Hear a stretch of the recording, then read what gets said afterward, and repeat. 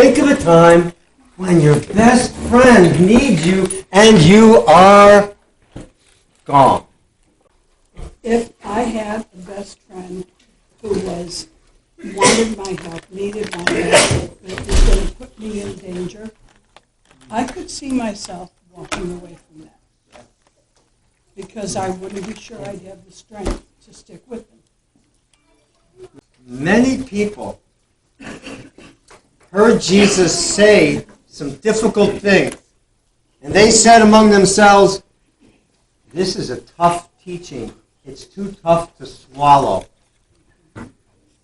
This is in John chapter 6.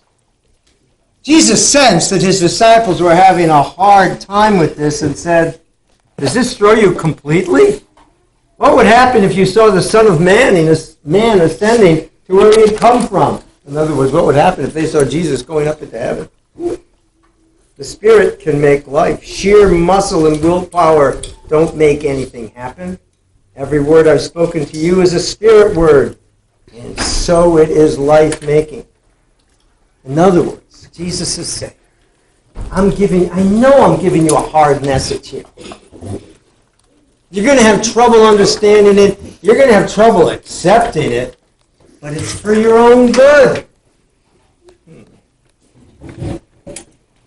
But, he says, some of you are resisting, refusing to have any part in this. Uh-oh. You see what's coming?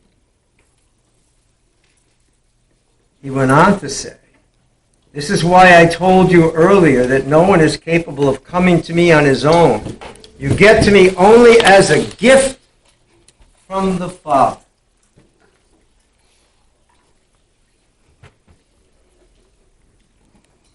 Here's the next sentence.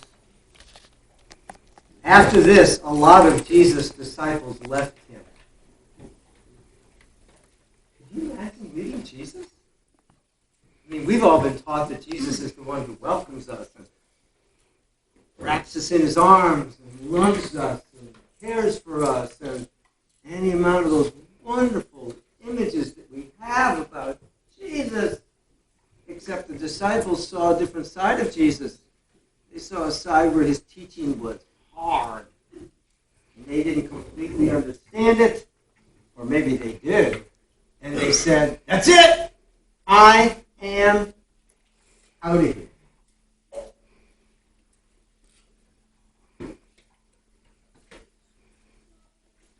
After this, it says, a lot of his disciples left. They no longer wanted to be associated with Jesus. Then Jesus went to the 12.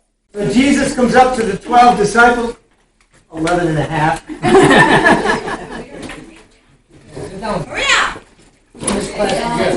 Comes up to the 12 disciples after the crowd around here, all these people, you people, some of you left following Jesus.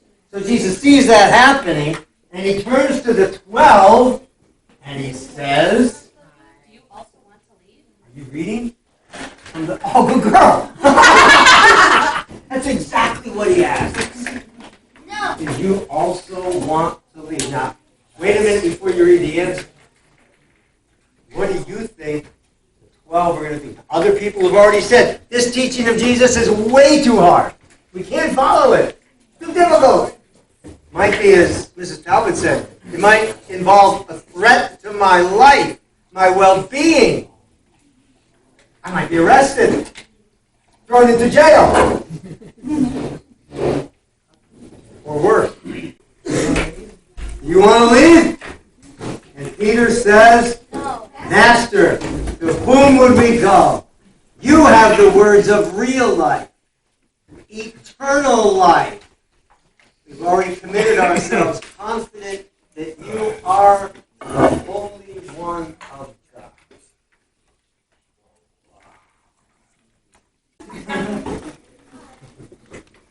Where in our worship do we sing those very words?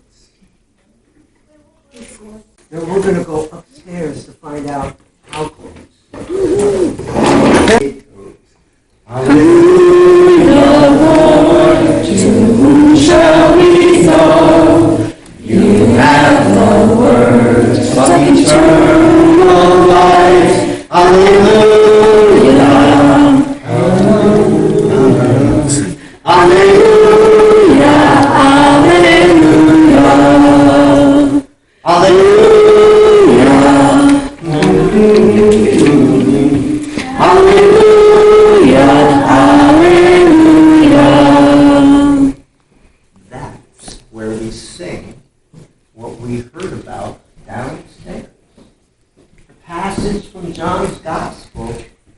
after Jesus asked the question, are you guys going to abandon me? Peter said, Lord, to whom shall we go?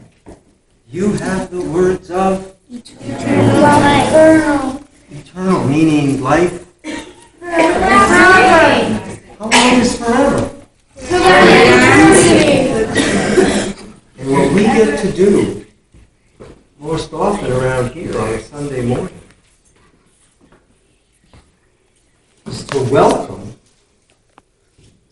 Jesus into our lives.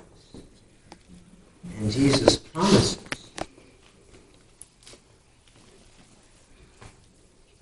that as we receive the meal he has given to us, we have eternal life.